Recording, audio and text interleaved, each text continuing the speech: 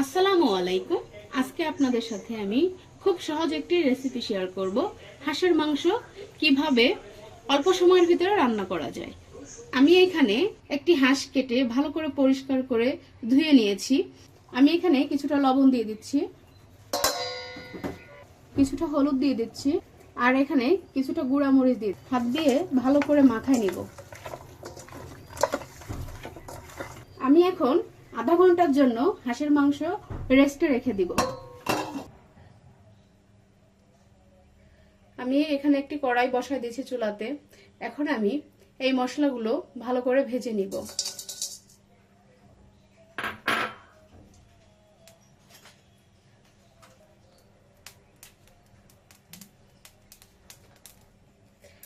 তেল গরম হয়ে গেলে আমি এখানে 1 কাপ পরিমাপ পেঁয়াজ দিয়ে দিচ্ছি।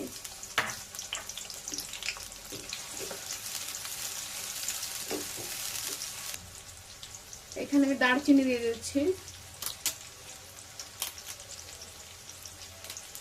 আর তেজপাতা দিয়ে দিলাম। পেঁয়াজগুলো ব্রাউন কালার হয়ে গেলে হাঁসের মাংসগুলা আমি এখানে দিয়ে দিব।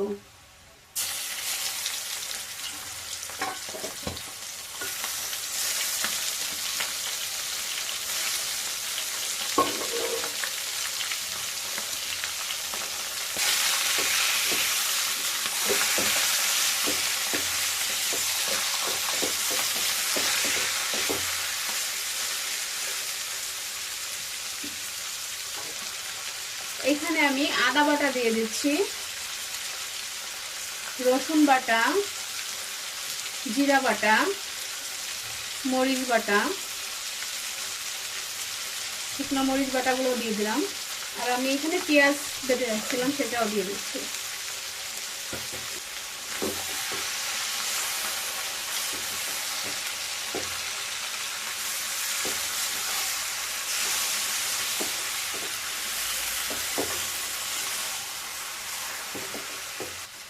এখন মাংসের সাথে মশলাগুলোকে ভালো করে কষাই নিব। কিছু সময় ঢেকে রাখবো। মাংস থেকে আস্তে আস্তে পানি গলবে, এটা দিয়ে আমার কষানো হয়ে যাবে মাংস।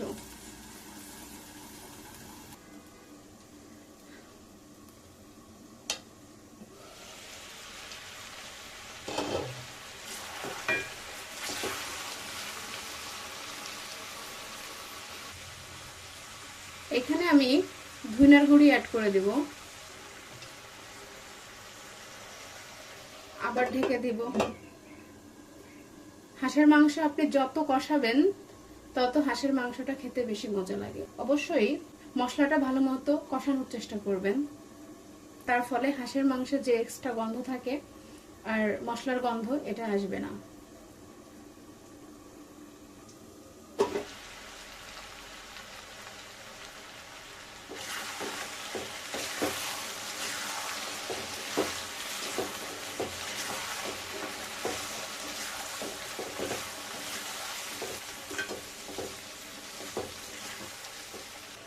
এক কাপ পরিমাপ পানি দিয়ে দিলাম, কারণ হাঁসের মাংস একটু নরম না হলে ভালো লাগে না খেতে।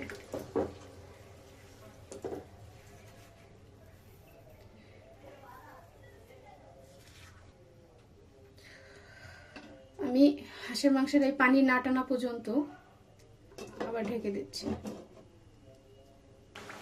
30 মিনিট পরে আমি চলে আসলাম।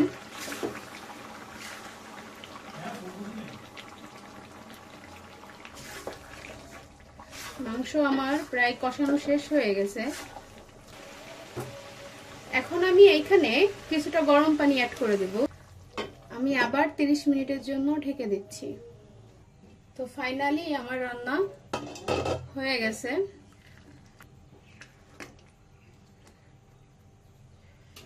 এখন আমি ভেজে রাখা সেই মশলাগুলা এটার ভেতর দিয়ে দেব।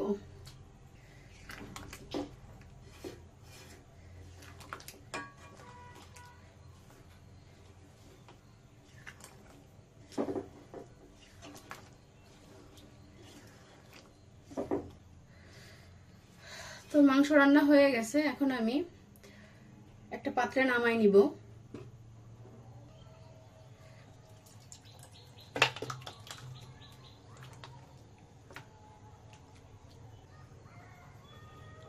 তো আমার হাঁসের মাংস রান্না হয়ে গেছে। আপনারা এইভাবে রান্না করলে হাঁসের মাংস থেকে যে এক্সট্রা গন্ধ আসে, এই গন্ধটা আসবে না, আর খেতে অনেক মজা লাগবে।